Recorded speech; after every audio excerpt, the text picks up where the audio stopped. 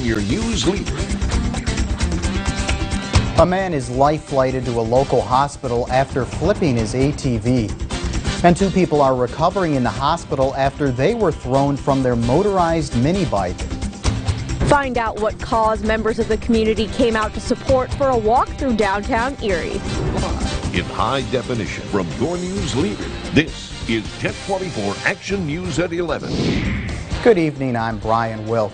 One man is life-flighted after wrecking his ATV. It's news tonight at 11. According to Mill Village Fire Department, this happened around 7 p.m. on the 14,000 block of Main Street, right across the street from the station in Waterford. A man was riding his ATV when he lost control and rolled the vehicle over.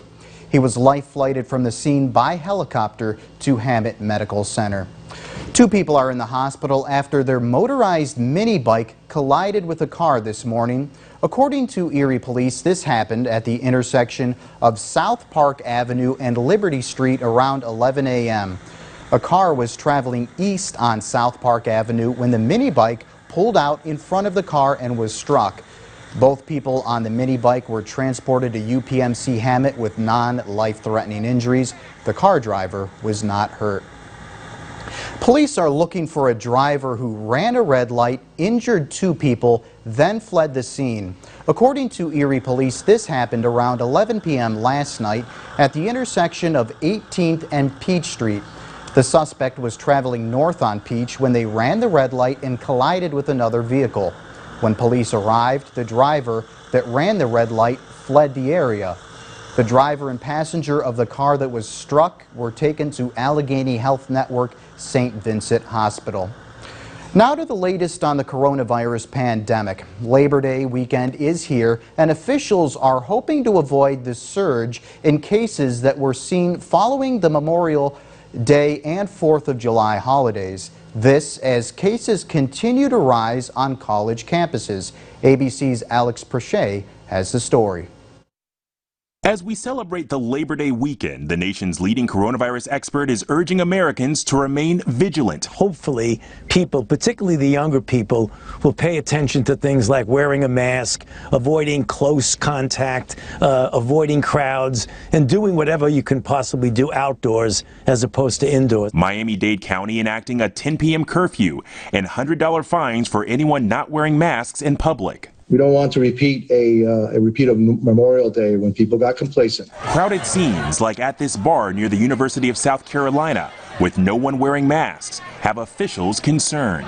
The university calling it disappointing. The school now one of at least 9 universities with 1,000 or more confirmed cases of COVID. The University of Alabama nearing 2,000 cases since classes resumed in August.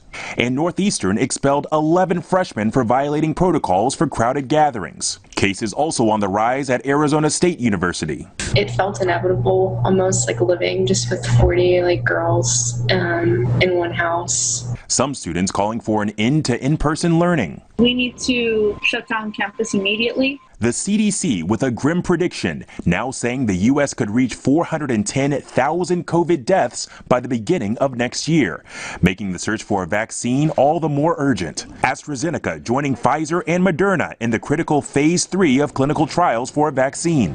But Moderna saying it has slowed enrollment in their phase 3 trials to make sure it has sufficient representation for those most at risk.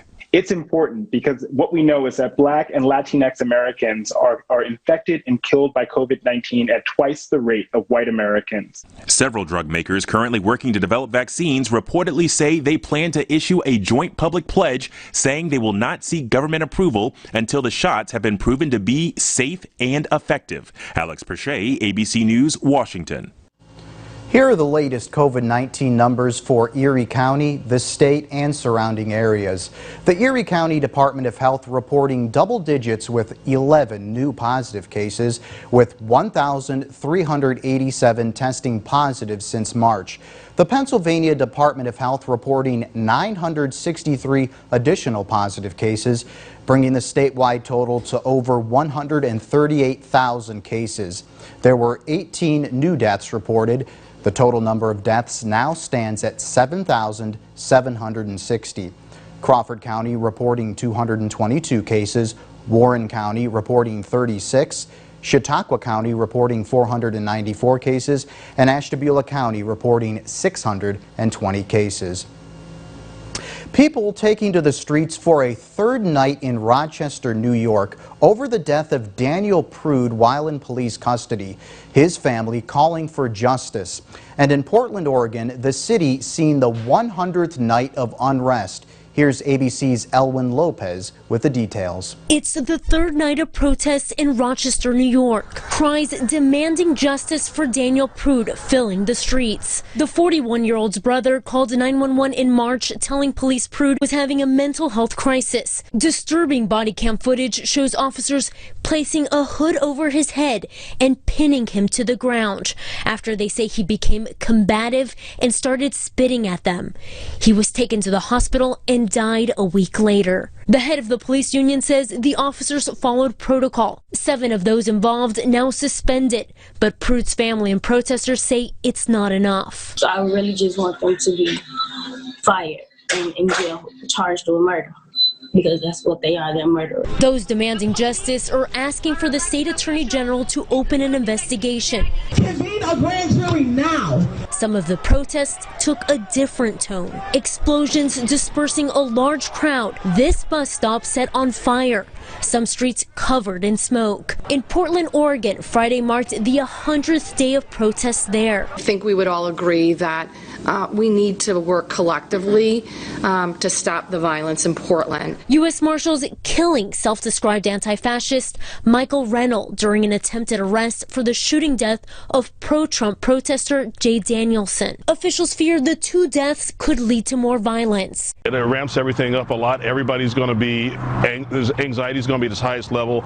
In Louisville, Kentucky, protesters marched through the streets demanding justice for Breonna Taylor as the city prepared for the Kentucky Derby. Elwin Lopez, ABC News, Atlanta. And coming up next on Jet 24 Action News at 11, the lights were on at UPMC Park, but there is no baseball. Movie night at the park continued tonight. That's after Craig's first forecast. Craig, what's up? Hey, Brian, so a lot of clouds through the day today, but I do think brighter sunshine for the day tomorrow. Talk about the forecast.